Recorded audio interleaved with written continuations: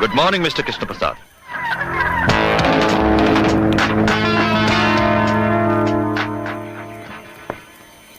बिना अपॉइंटमेंट के और तुम यहाँ? वक्त कम था इसलिए अचानक आना पड़ा। इस चेकबुक के हर पन्ने पर मैंने दस्तखत कर दिए हैं। रकम आप जितनी चाहे भर सकते हो, लेकिन मेरे बेटे को कानून के शिकंजे से छुड़ाना है, जिसे आपके भाई इंस्पेक्टर ज्वाला प्रसाद ने गिरफ्तार कर लिया है, और यह काम सिर्फ आप ही कर सकते हैं। तुम्हारे बेटे को जमानत की जरूरत है, हमारी नहीं। जानता हूं, मगर रद्द कर दी है जमानत कोर्ट ने, इसीलिए तो आपके पास आया हूं। भूले महाकाल कि जिस अर्जुन को तुमने सजा दिलवाई थी हमारे हाथों, वो दरअसल बेकसूर था। उसकी मां और उसके भाई के खून के बावजूद सजा अर्जुन को मिली। जाती तहकीकात के बाद जब तक हमें पता चला, हम अर्जुन को सजा दिलवा चुके थे, और अर्जुन की बेगुनाही का सबूत कोई भी नहीं था हमारे पास। और जो सबूत नीलम के पास थे, सो तुम्हारे बेटे ने नीलम का खून करके वो सबूत भी खत्म कर दिए। और अब महाकाल, तुम्हारे बेटे को कानून के लंबे और चौड़े हाथ, वो जहां कहीं भी होगा, जैसे भी होगा, खींच लाएंगे।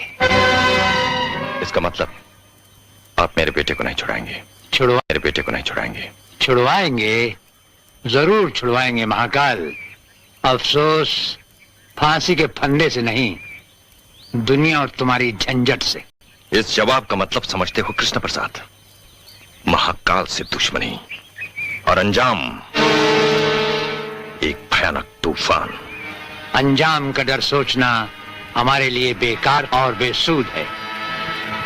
रही बात तूफान की महाकाल, तो किश्ती और बादबान तो क्या, हम तो वो भंवर हैं जिसमें समुंदर के समुंदर डूब जाते हैं। कृष्ण प्रसाद, सारा बंबई शहर इस बात का भी गवाह है कि महाकाल जो सोचता है वो कर दिखाता है।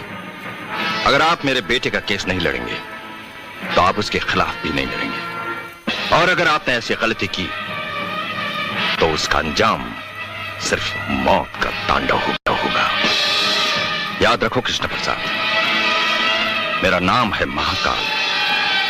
काली का पुजारी हूं मैं। लिबास भी काला, धंधा भी काला, और दुश्मनों को जो कफन पहनाता हूं वो भी काला। काले धंधे वाले, ये अपने काले धन की सफेद चेकबुक तो लेता जा। रुको, एक बात हमारी भी सुनते जाओ काली के पुजारी। छिपकली के बच्चे कभी मगरमच्छ नहीं बन सकते, वो दीवार पर रेंगते रेंगते ही मर जाते हैं। कृष्ण प्रसाद को दुनिया एक कानूनी पंजा कहती है, और वो पंजा एक शेर का है जिस पंजे में कानूनी मुजरिम आकर कुचला जाता है। हमारी राय मानो, अपने बेटे की अर्थी का सामान तैयार रखो, क्योंकि किसी भी वक्त कोर्ट उसे सजाए मौत देगा ही। किसके पंजे से किसकी मौत होगी और किसकी अर्थी उठेगी, इसका फैसला अदालत के फैसले के बाद ही होगा कृष्ण प्रसाद।